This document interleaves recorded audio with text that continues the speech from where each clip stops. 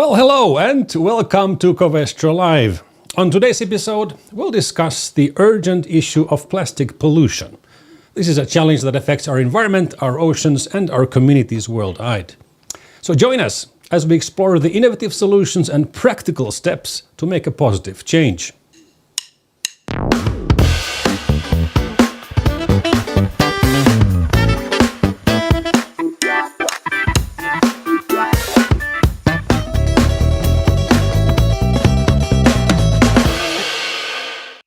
Yes, hello everyone and welcome back to Covestro Live. Now, plastic waste remains a major issue and plastic pollution continues to be a visible and a troubling sign of this mismanagement. Let's look at just one example. The Great Pacific Garbage Patch now spans about 1.6 million square kilometers, which is twice the size of Texas or 3 times the size of France. It's big. And this plastic should have never ended up there to begin with. So today we'll be talking with pioneers who are working to prevent plastic waste from reaching our oceans and are managing waste in cycles that could eventually eliminate the concept of waste altogether. So, no more waste. I am thrilled, and let me open up this screen already, to be joined by 2 distinguished experts, Karsten Hirsch from Fischer, a pioneer in river plastic interception. Hello, Karsten, right from Cologne, I believe. Yes, right. Hello. Perfect, great to have you here. And we have Sebastiaan Krol from Interzero Circular Solutions. Hi, Sebastiaan, live from Hamburg, I believe. Hi, welcome to be here. Thank you. Great. Interzero is the leader in comprehensive recycling and waste management. And together we want to discuss the impact of waste, plastic specifically, and the effectiveness of current strategies. And of course, the transformative changes that we require to protect our planet. You can and should be a part of this conversation as well. You can use Slido to get into our polls. It's Slido #solutions, because that's what we are doing here today. We're talking about solutions. And the first Slido is already up, asking what is the first word that comes to your mind as a solution to plastic pollution. You can also type in comments and questions and protests in the live chat, and we'll try our best on this end to respond as many as we can during the broadcast. Now, I'm pretty sure our audience already knows and is very well aware of the challenge of plastic waste, but just in case you have been living under a rock here in northern Canada or northern Finland, let me throw some numbers at you so we can set the scene.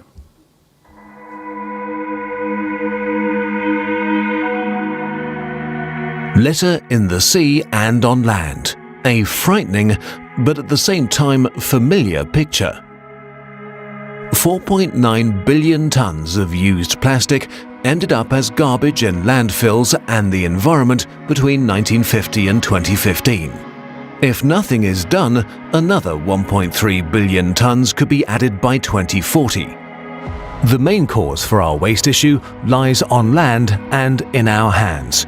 Too much plastic waste ends up outside sensible recycling cycles. The reason? Global waste management is still very much underdeveloped. 2 billion people in the world have no access to regular garbage disposal. This has consequences. 90% of the world's marine litter is washed into our oceans by only 10 rivers. In 2016 alone, around 11 million tons of plastic waste ended up in the sea. Without significant improvements, the volume is expected to increase year after year. This is where we all have to act. Rapid and decisive action is required. It is essential to build the necessary infrastructure, to optimize products, and to train sustainable consumption behavior. We see and want to utilize waste as a valuable resource. To do this, we need better recycling systems and new processes. The concept behind it is the circular economy. It must become the global guiding principle. This is how we can get rid of plastic from the environment and ensure that it serves its actual purpose to bring more comfort, protection and a sustainable future to humanity.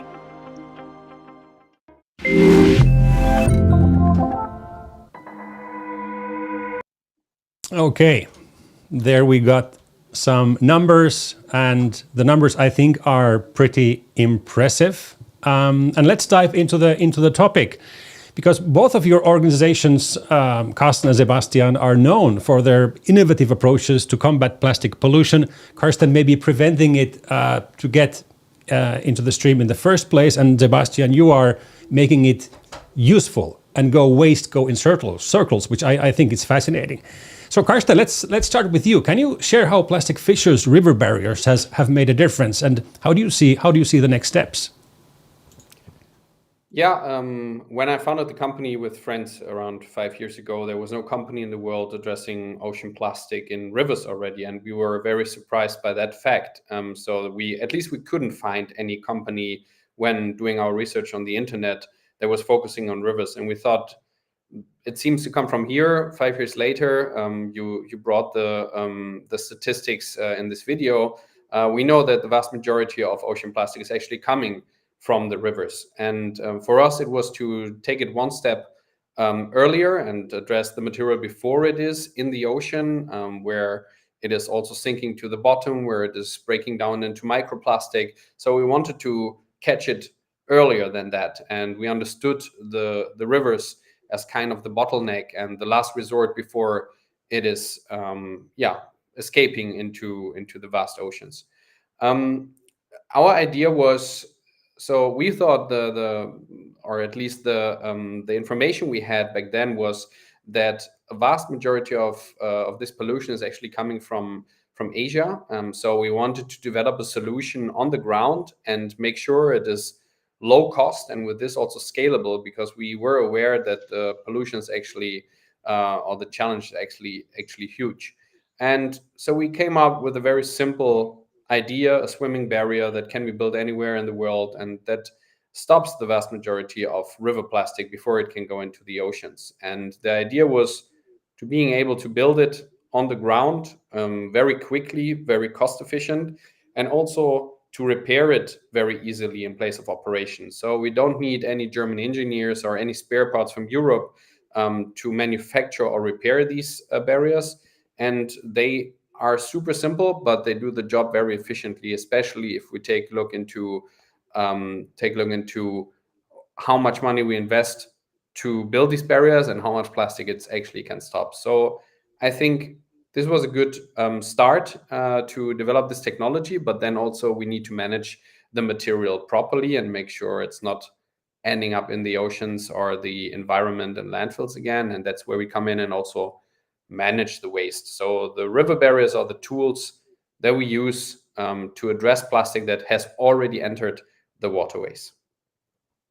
And I think it's fascinating to see. I rolled the video, Karsten, to the audience to kind of see how you are truly you are custom building these barriers according to the river's requirements. And I think this is also something that you have a low tech approach, but at the same time it is high tech in a way that you do make sure that it fits the rivers, the flow rate, the width, the depth. So I mean, quite a lot of thinking goes into building these barriers, even though they look pretty simple. Yeah, we have a couple of engineers in our team by now, and indeed, rivers are quite a challenging environment. So during monsoon season, it's looking much different compared to the dry season, and small drains are much different than big drains. What if it is connected to the ocean? Then we have the tide and brackish water maybe influencing the flow of the river and the water quality that affects the system itself. So by now, as said, we have engineers that help us customize these barriers. It's still super simple and not rocket science, but it still requires also some proper understanding of how do rivers actually work and which systems are fitting the specific water body that we want to address. And then also we need to make sure it's not causing floodings. It's not causing any other issues for the local communities that live close by these systems.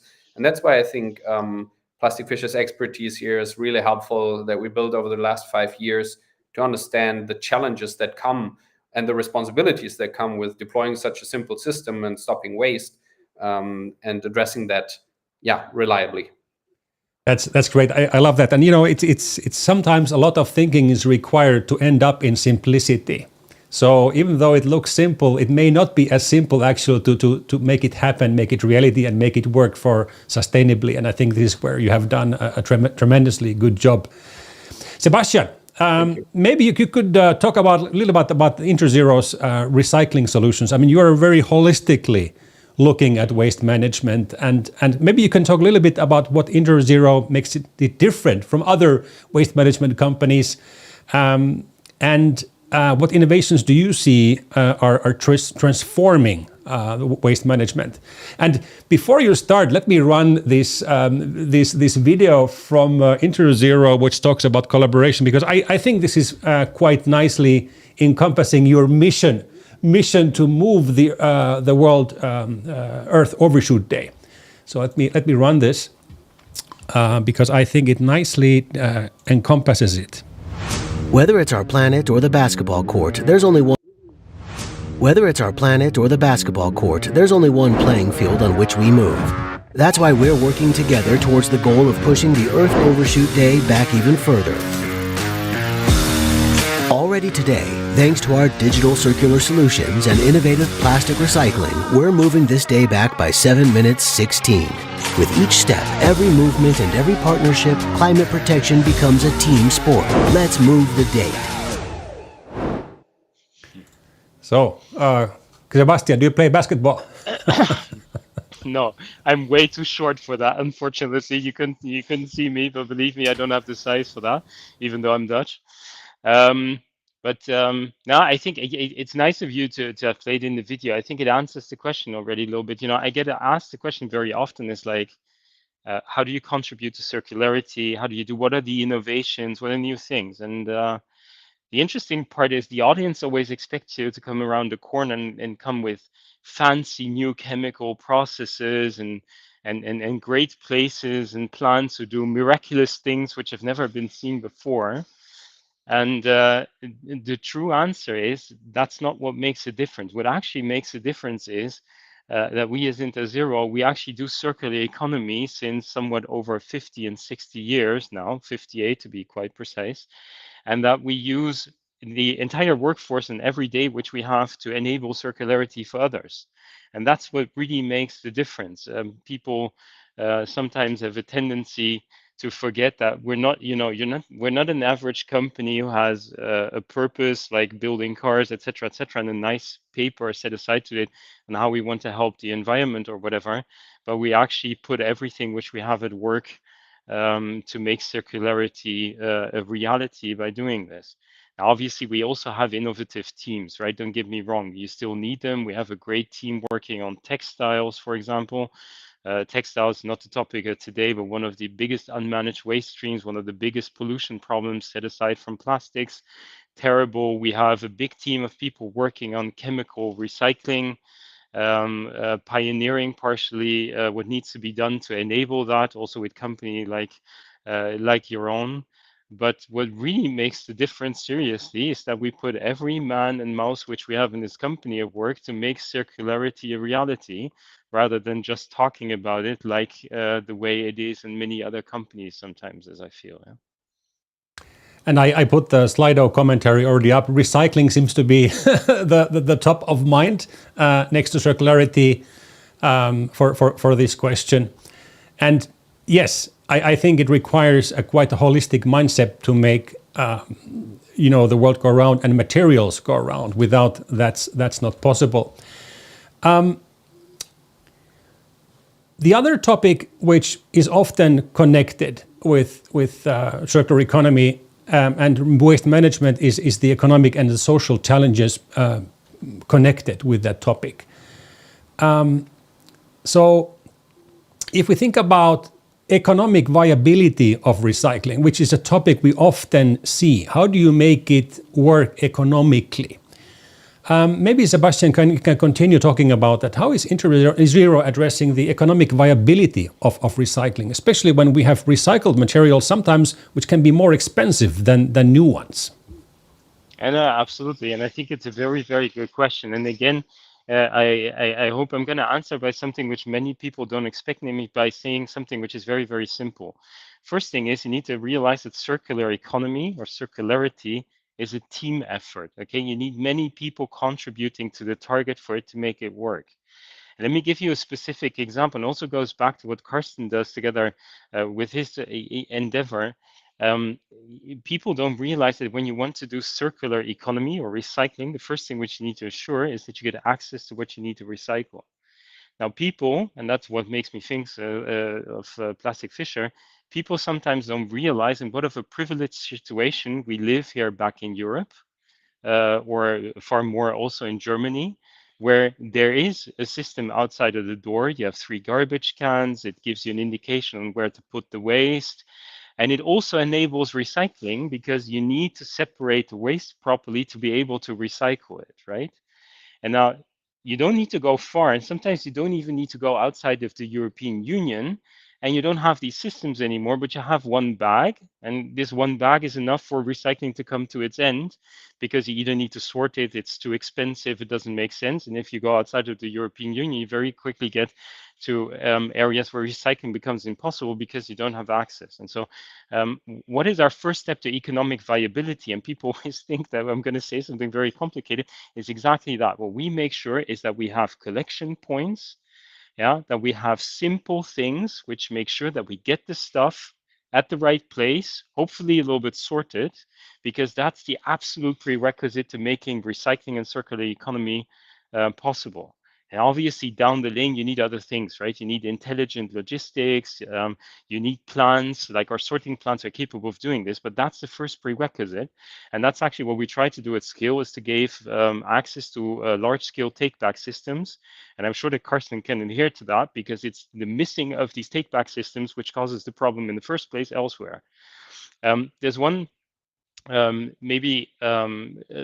thing which I would like to say. I said at the beginning, it's a team sport, and people will ask, I said, listen, what did the guy just say? He said he talks about take back systems, etc., etc. And then I didn't forget your question about economic viability. But the thing is, for this to work, you need everyone to work together. You need the consumer to put it in the bin, to sort it, to make it work. But you also need all the producers to have the willingness to do this together. And I always like to give the same back example. One of the most efficient recycling systems on the planet is a yellow bin standing outside of the door in Germany. Yeah. It works perfectly well. It's economically viable, and it produces one of the highest recycling rates which is possible on the planet technologically seen today. Now, take a stupid example. Imagine that everyone who produces a shampoo bottle or a yogurt or whatever would try to do this on its own and establish an own collection system for that. It would never work, and it would be absolutely impossible to pay for and to fund. And so this is kind of the idea which I'm saying. First of all, is making sure that you get a take-back structure, because that is what prevents the mess which Karsten is cleaning up together with his company from happening. And the economic viability is caused by all of us working together for the same purpose, namely making sure that we do this in a way where we can actually, reuse the stuff, recycle it properly, and make sure that the shampoo bottle becomes a shampoo bottle again. Yeah, and I definitely agree that without collaboration, nobody can alone make the world go circular and run circular streams. You really need all the stakeholders. And this is where I love to hear, Karsten, your view, because you have been working in Southeast Asia, creating these loops and making sure that the waste kind of ends up where it's supposed to end up and not remain in nature. And you have also created jobs and create a whole ecosystem of how you make waste collection around the rivers happen. So can you talk a little bit maybe about how you have mobilized these communities for this river cleanup? Because they're not just actions. I mean, you do this year round. And how have you overcome maybe the social challenges connected with that? First of all, I want to thank Sebastian for his input, because this is exactly what I also try to promote. So we are cleaning it up from the rivers. Well, we don't claim to be the solution for the problem. We're fighting symptoms here, which which we very transparently also communicate. We're not the solution for river plastic pollution. This has to happen more upstream. And what Sebastian also said was people here in Europe and especially in Germany maybe sometimes forget how privileged we are. And I often hear, these people, we need to raise awareness, we need to educate these people. What if I take away your bins tomorrow? And where do you bring your waste? And you have all the education and awareness in the world, but you still don't have infrastructure to use your awareness to take action. And that's exactly what needs to change. So we need the infrastructure, and then we need to educate people to use the infrastructure properly, and then it can work. But the one does not go without the other. So these people need, where we work, and we work in India and Indonesia, they need first also access to waste management. And that's also what we're piloting, by the way, now. So we go more upstream. We provide households with trash bins. I just had the thought, currently we use green and blue bins, but we should actually do the yellow bin and maybe the brown bin for the organic waste, and promote segregation of the waste. Because the people, we work in one specific river community where people throw their household waste into the river because they don't know where to bring it otherwise. You can only burn it or throw it in the environment. And we thought, okay, let's provide them with segregation opportunities here. And then our job is easier because we don't have to get it out of the river and dry it and segregate it again. But we lower the cost of collection. We increase the recycling rate. We show these people that you can actually recycle part of what is currently understood as waste into something useful. So I just wanted to add that part, that I absolutely support what Sebastian is saying, even though we are kind of the cleanup company working a bit too much downstream, if you want to call it that way, but we still work more upstream than collecting it from the ocean. And also we started this company without having any idea about waste management. We just saw it and we thought, okay, let's do something about it. And then after 5 years, I have now slowly a glimpse of the complexity that waste management brings. And collaborating is exactly what is needed and what is not happening enough. So I'm looking forward speaking with Sebastian further after this call about potential collaboration in these areas, because that's exactly what is needed. And then also, and Karsten, if I may say so, I can only re-emphasize what you just said, and I don't know exactly, but pinpointing back to it, you just gave. I always get asked the question, what are the enablers of circular economy? And you just gave the two most important points, right? The first one is people don't realize they need to have access. And the second most important one is you need to have the ability to sort what you gather for it to become recyclable again. And so I can only agree and adhere to the fact that those are the two most important steps, especially in underdeveloped countries, right? Yeah. Maybe, go ahead, Karsten. Yeah, Nico, I didn't answer your question. So I wanted to quickly go one step back and ask, okay, how do we go about our operations? How do we get the community buy-in? And what we realized, I lived in Indonesia and at the world's most polluted river, or one of the world's most polluted rivers, and I got over 6 months a fair understanding of the problem of what is river plastic pollution, what kind of waste do we have there, how could we possibly address that challenge. And after setting up our technology successfully, I understood, okay, what kind of material ends up in there. And I was looking for it. I don't have it here close by, but most of the material is non-valuable material, which is a big challenge of our operations, which we maybe talk about later on. But we realized we need to pay people to collect this material regularly in order to prevent floodings and to ensure that this material is managed as well properly and not ending up in the environment again. So our idea was from the beginning to work very closely with local people, and we see there is a lot of informal waste sector in emerging markets, especially around waste. If you are in India or Indonesia, you see always these waste trucks going everywhere because waste has value when it is collected and when it is sorted. But there is still a large amount of material that is not collected because it has no value. And we thought, okay, let's create jobs in the local communities. This will have a domino effect eventually because they have families, they have friends, and they will talk about what they are doing. We will raise awareness within the community. We can create jobs for people that don't have the opportunity to be formally employed at fair wages with health insurance, etc.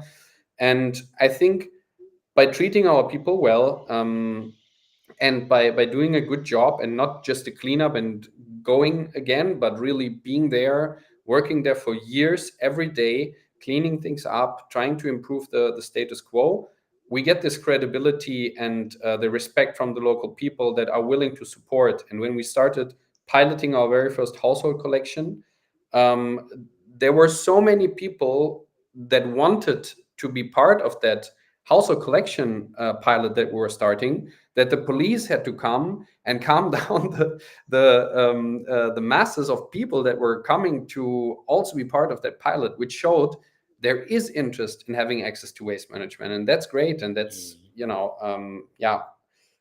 I think by having local people from local communities that work with us, we have this buy-in from the people as well. And I want to follow up, Karsten, on that, because you have been doing now this for a few years in India and also other places. What's your kind of take on the attitude of the local population who are doing it themselves? Are they now less treating nature, or in this case rivers, as a sewage or as a waste management system? I mean, river is not supposed to be a waste management system, but now that you have made it into a system, you are collecting waste from the rivers. Does when the locals are doing it, do you see some kind of change in attitude about what the river is supposed to be doing? So change takes time. And I don't know how long, Sebastian will be able to answer that probably, how long we have here now the yellow and the brown bin. Do people already know what to put in which bin? I think we're still understanding that, including myself. I still find it challenging to segregate some of the material properly. And the people, we are working in some places for a bit more than 3 years now, and we see change, but we need to be there probably another 5 in their everyday life, and they have understood this as normal. And there is something called pollution blindness that I heard of, and that's if you grow up in a place that is extremely dirty, and maybe you grow up there since you have been a kid, you don't know that there are streets and rivers in other places in the world where it is clean. So this is your normal, and you can only understand that you can keep this environment clean if this has been done in your environment and if the infrastructure is there. So what we do is we clean up community areas, we want to restore riverbanks, and we want to show the people we can actually keep this clean and make this a place where you can enjoy nature. And this is something where we want to pilot now in the place where we also do this household waste management collection. And I really see change within the people. There are people that work with us, 55 years old, bought their first trash bin in their life. So I think this is a small example of that things change and people change, and there's hope, but it takes time. Fantastic. I think it's great how you're describing how, change does take time, and also the environment you grow up in makes a difference on how you can see the environment. If you have lived up in northern Canada or Finland, you have a different take on what this nature is supposed to look like, or if you have been living in polluted areas. Sebastian, you have been doing, as far as I understand, Interzero does most of its work in developed countries where you have this infrastructure already there, at least to a big part. How much public awareness work do you still need to be doing to create that understanding that waste is no longer waste, but where it should be recycled? I can answer your question. Just to correct one thing, though, we're also active in all big Asiatic geographies, and we do work a lot together with the same informal waste sector, etc., etc. So we're well confronted with the same problems, right? So we know that. But let me get back to your question. It might be a different level. Let me put it like this, okay? Because we're more educated, we have the same thing, but we still need education every day here as well, frankly speaking. I can tell you two things. In every country where we're in Europe, we're in Germany, in 13 other European countries, we spend a substantial amount of our revenues on educating the public and the people and how to separate their waste properly. And people don't forget, or people often forget, sorry, that recycling is enabled first by collection, but second by sorting. People don't forget that if you don't sort your waste, recycling ends at the bin. It's as simple as that. Either because it's not possible to sort it again, or because it's too much of an effort, it doesn't work, etc., etc. So the second key prerequisite in making recycling work is making sure that you sort properly. And so we do invest a lot of time in explaining to people how to do that properly, to make sure that the shampoo bottle becomes the shampoo bottle again. Let me say two other things, because there's several levels to this. You think you could expect that in Germany, frankly, Karsten, I don't know the answer. I think it's 1991, but don't nail me on this. Yeah. Still, people need education. We have huge problems with people throwing e-cigarettes into the yellow bag. It creates fires every day in all of our sorting plants, and these things don't belong in a yellow bag. And by the way, it's stated everywhere, and still people don't know it, and people don't bring it to the places they should be bringing it to, but throw it into the yellow bags. It gives you a good example that also your average German or your average Dutch guy or whoever still needs education. There's some differences. The best ones are the Netherlands in terms of sorting. It's true, you can see by the quality of what we receive, but believe me, education is necessary everywhere. And I'll tell you one other thing which I would like to add, because we're talking about the consumer. Now, the consumer is obviously one member of this whole value chain, but we work for a lot of companies and corporates as well. And believe me, the level of education there, which is necessary, is exactly the same. Might be on a different level, but it's also where we're very engaged upon. We have, in the last 2, 3, 4, 5 years, we have tons of companies coming to us and say, listen, I've discovered that circularity is a great thing. Can I make my boiler circular? Can I make my refrigerator circular? Can I make my car circular? And obviously, it's a good trend that people look forward to this and that they want to do this and they want to go a step further than that. So then they start gathering their equipment or their products, and then you have the products at hand, and people's like, oh, wait a second, it's not that easy, right? Because now you have the product, but now you need to do something sensible with it. And this is where many people realize that the products which they have taken back and designed 10 or 20 years ago are not recyclable. They are not recyclable because the effort is too high to disassemble them, because they're too much homogeneous materials, etc., etc. And so this is where we go back to many of our clients and we explain to them, listen, what we need to do first is not gather your products and take them back. We'll also do that, by the way. But what we need to go back is we need to go back to the beginning of the product and make sure that it becomes recyclable in the first place.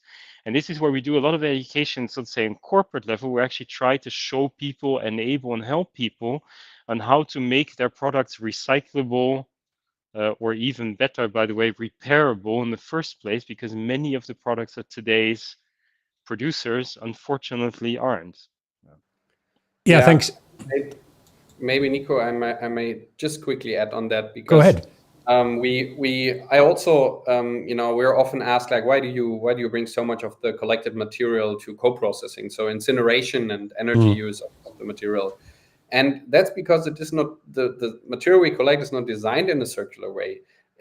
Plastic Fischer is not the organization or the consumer, the right party to be responsible to make sure the things are being recycled. Of course, if you have a shampoo bottle, throw it in the yellow bin in Germany, for example, and make sure it can be recycled. But the producers of these materials are in the first place in charge of bringing a recyclable product to the market. And I think what we hear now with the e-cigarettes and vapes, and also with this compostable or bioplastic or these things that are now thrown into the organic waste, are also causing a lot of hiccups with the recycling system. So bringing products into the market with a clear idea where it has to be discarded, and ideally being produced in a circular way in the first place, only then we have a chance. But multi-layer flexible plastics, I doubt that there will be, hope for that anytime soon, that it's recyclable, because it's just not a product that is made for recycling.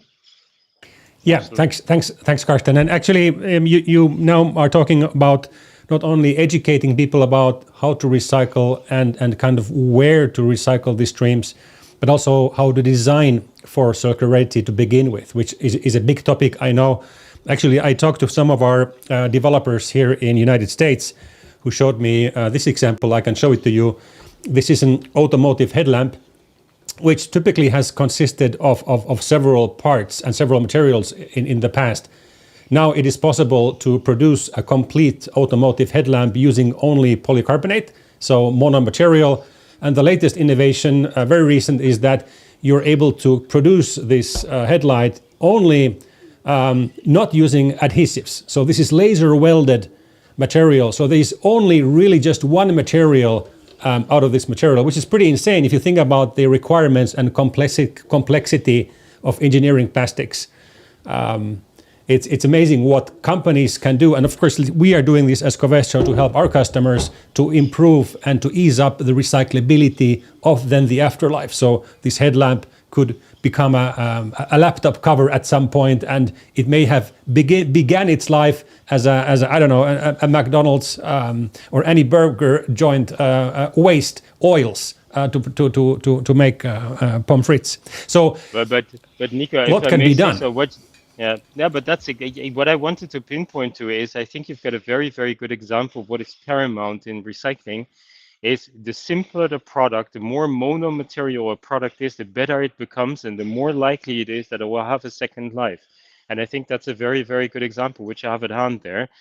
You have the advantage of having a polycarbonate at hand. Polycarbonates are expensive, and which means that the material is worth a lot, gives you a lot of degrees of freedom to do intelligent things with it. Sometimes packaging is more difficult, okay, because packaging is worth only a few cents. But it's definitely a good example, and I think that gives a nice idea of where we should go altogether. It seems to be an automotive collaboration project, and that's exactly what I always like to emphasize, is that it's only if all of the players of the economy work together properly and do intelligent things that we're going to get away from this, unfortunately, really desolate state of today. I mean, the other day I had the GAP circularity report in my hands again. It's really nothing to be happy about. Okay, I think it said, what is the world economy, 7-point-something% circular. You take a look at this, right? You could also turn it around. It's like 92-point-something% of the world's economy is linear. To make it an even simpler wording, means that everything which we consume, the 92% either get burned or landfilled. And I don't think you need a PhD in physics or anything else to know that that's not sustainable for the future, right? Seriously. So anything which looks like the headlamp which you just made is a very good step forward, I believe. Yeah, thanks. This is definitely a collaboration. It takes, again, many companies to come up with practical solutions like this, and no single company can do it alone. And there's actually one question on Slido, and please, dear audience, put your questions in LinkedIn or YouTube, because that's where we can all see them. But let me read this out from Slido. There's Fabian. Thank you, Fabian, for the question. Why is there no reduction in the amount of waste? Why are there black packagings which cannot be sorted? Why still composite materials which cannot be recycled? Yeah, well, question mark. I don't know, Karsten, if you want to go first, but there's several questions. So first of all, when you come to the reduction of waste, you need to precise the question. I think there are two things. First of all, if you take a look in Germany specifically, as an example, well-educated country, the amount of plastic waste is actually diminishing. Okay, it's going down. It really is. And I think it's also going down in big steps. I don't want to name the numbers because I might risk to do the same things, but we face today, which is a good thing, that the amount of waste in the yellow bin is going down and down and down and down. It's not necessarily always positive for us because we have plants which we need to run, but when it comes to the absolute waste amount, it's a good thing. Second thing, the fact that you cannot sort black plastic is a little bit of one of these sayings which I always encounter. Honestly speaking, it's not true. It depends. There are certain black materials which are difficult to sort out through near infrared sorting, but if you have something modern, and we have modern places, you can sort them out as well. So I don't think that that's really the problem, right? Karsten, you wanna comment on this? No, I'm not the expert here, so I think Sebastian hit it. But I think, you know, in looking in developing countries, there is no consciousness about consumption, plastic consumption, because it's just everywhere. Everything is just wrapped and packed in plastic multiple times, and there is also no alternative to that still. So people get their plastic bags in the supermarket. I mean, in Indonesia, there was an example where there was a ban on plastic bags to give it for free in supermarkets. And what they did was they charged 5 rupees for a rupiah for a plastic bag, and then gave a 5% discount on the purchase. So with this, you know, it's just so normal to hand out the materials there, and there is no incentive for consumers or organizations to reduce it. And that's, I think, why it's still being used quite a lot. And yeah. And Nico, if I may say so, I am always, because if I may, then you need to give us guidance if we still have the time, right? But I would also like to reemphasize something. Sometimes people say plastic is bad, okay? And I'm against that. Frankly speaking, plastic isn't bad. Plastic just needs to be treated properly for it not to be the wrong material. Sometimes people forget that some of these products which we hold at hand, you just had the word hybrid packaging, multi-layer. Seriously, it's not intelligent, and I will stick to this saying, because a mono material is possible, might be a little bit more expensive, and it's easy to recycle. Multi-layered plastics are very, very difficult. But what sometimes I think it's a little bit polemic to just say it's bad or it's good. Don't forget that packaging is a designed product to carry a certain product, okay? Now, if you have a big piece of meat, yeah, this meat has a certain CO2 footprint. It was expensive to create, to produce, if you want to call that production, etc., etc. And this packaging might be complex, but it is meant to keep this in a good state for about 2 weeks or 3 weeks. Yeah. And you can also say, okay, let's forget about the plastic packaging. We'll stick to a piece of paper. That's good. But then this meat will only, you know, hold on for what it is, 1 or 2 days or something, and then you have to throw it away. And seriously, if you take a look at this holistically, will I have done anything good for the environment by doing so? I don't know. So sometimes, really seriously, when it comes to packaging, and I have other examples as well. The plastic bag is one of my favorite ones, by the way. You always need to look at the whole picture and not just at this, oh, the package, you know, the packaging is bad, seriously. Yeah. And this is, and sometimes, I don't know if I still have the time, but I'm kind of fond of this. It's just like this discussion when you go back to supermarkets, and I like the plastic bag thing, right? Plastic bag versus paper bags, yeah? So you ask your average consumer on the street, and everyone will say paper's much better. That's absolute nonsense, frankly speaking, because what do the most people do? You buy a plastic bag, you use it 5 times, 6 times, 7 times, 10 times, or whatever, and then maybe even you discard of it properly.